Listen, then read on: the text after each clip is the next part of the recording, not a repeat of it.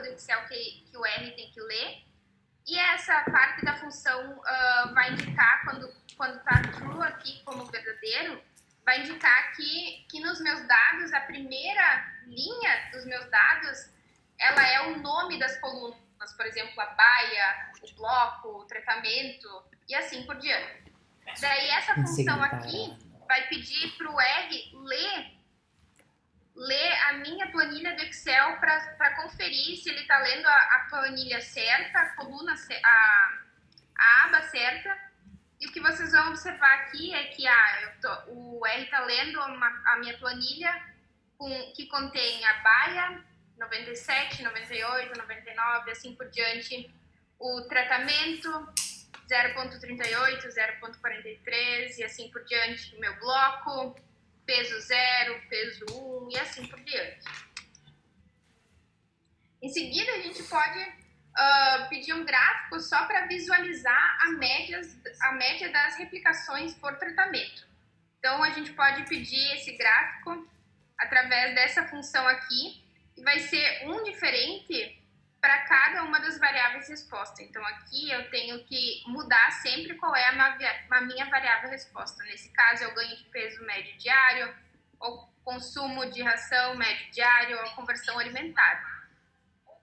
E aí, o gráfico que a gente vai obter é o gráfico com o ganho, nesse caso aqui, nesse exemplo, ganho de peso médio diário em função dos diferentes níveis de fósforo digestível, que é o que eu estou testando nesse experimento. E aí, cada um desses pontinhos está representando a média de cada uma das baias dentro daquele tratamento.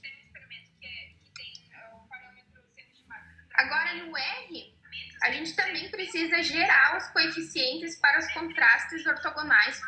E aí, no caso de os tratamentos serem igualmente espaçados, a gente pode novamente utilizar aquela tabelinha que eu mostrei anteriormente, que eu vou passar para vocês, que tem os números de tratamentos e que ela nos dá os coeficientes quando eles são igualmente espaçados.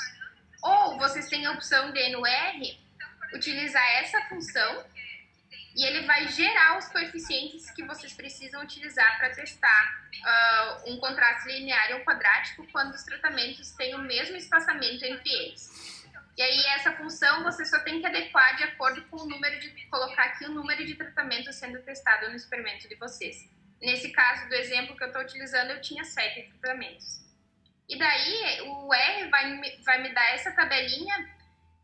E na primeira coluna aqui, representada por esse L, nós vamos ter os coeficientes para um contraste linear.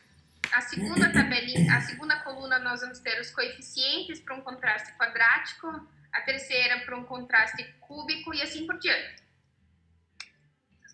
Agora, quando os nossos tratamentos não são igualmente espaçados, a gente vai utilizar essa função no R, em que nós vamos ter que indicar novamente o número de tratamentos do nosso experimento de dose-resposta.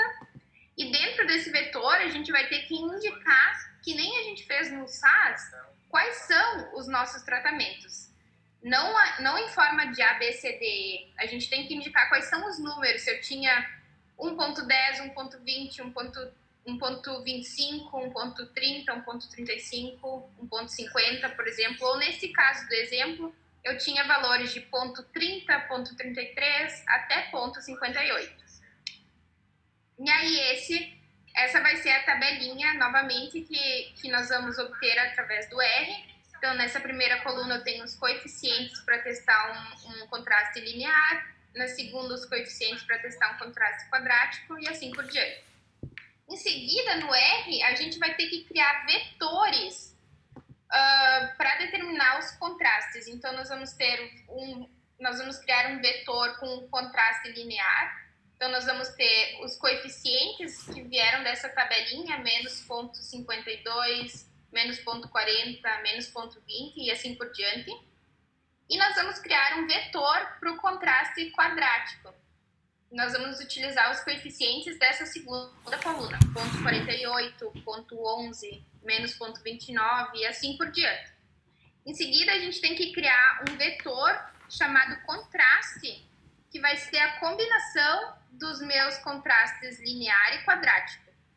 para depois, posteriormente, testar esses contrastes no nosso modelo estatístico.